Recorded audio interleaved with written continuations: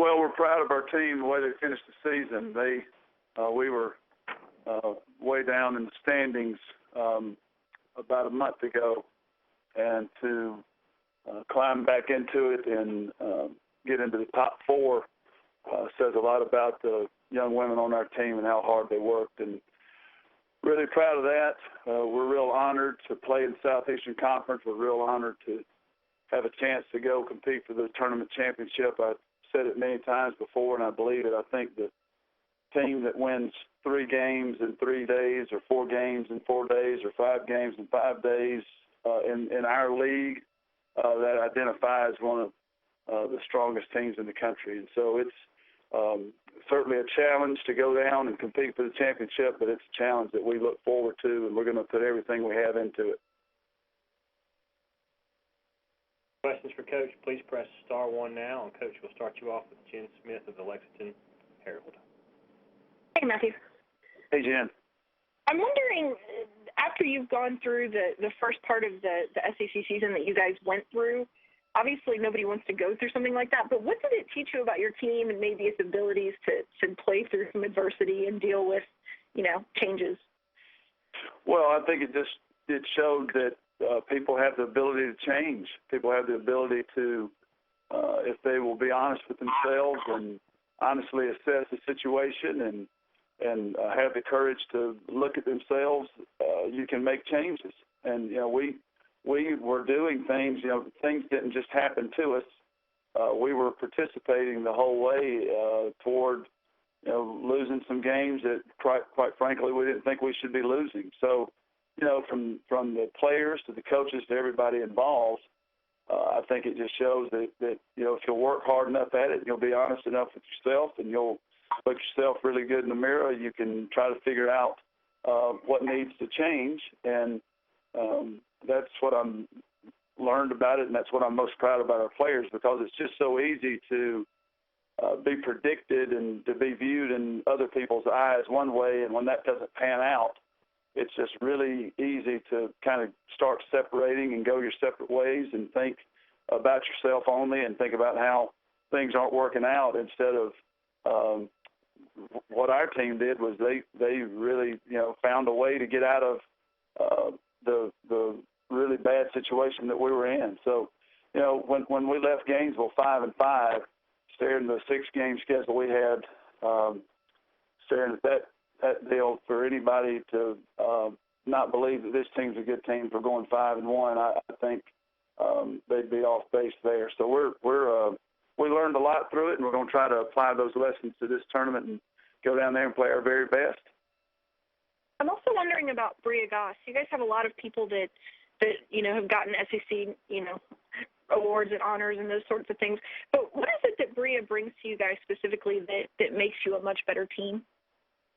Well, Bria was one of the leaders that would not give up and would not give in and just did whatever's necessary for us to be successful. And so on a night when she scored 2 points, her attitude was the same as on a night when she scored 20 and everything in between. So she just has the kind of character that we look for, and I think all coaches would just dream about coaching somebody with this kind of character. She, messes up and makes plenty of mistakes and is not a perfect basketball player, but, boy, she really tries hard and has a great attitude, and she wants to win very badly, and she's a great teammate.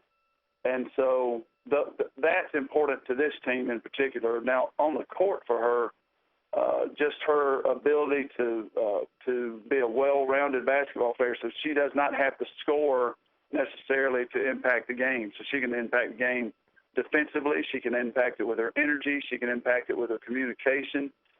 She can score. She can close the game out for you on the free throw line.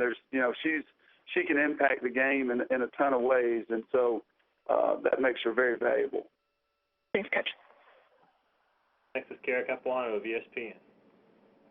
Hey, Coach, I wanted to reflect back on your first response to Jen about how the team learned to make changes and that was everyone involved. So for yourself, what did you change along the way specific to this group so that you could help them find more success?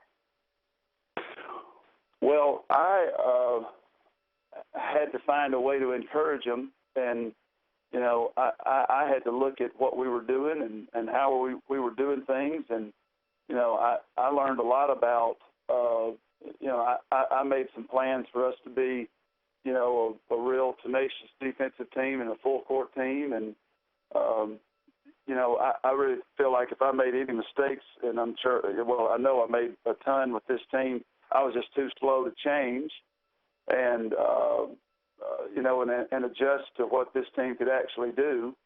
But having said that, I think you learn that it's never too late to try it, you know. And so when we were 4-4, 5-5, and it was, you know, it looked like the championship regular season was sort of out of reach, you know, instead of getting discouraged, we tried to you know, say, hey, let's sit down and talk about what the players needed from the coaches, and then we tried to tell them what we needed from them. And so I thought it was a really healthy dialogue between the two groups, and I think both groups worked hard to meet the other's needs. And so, you know,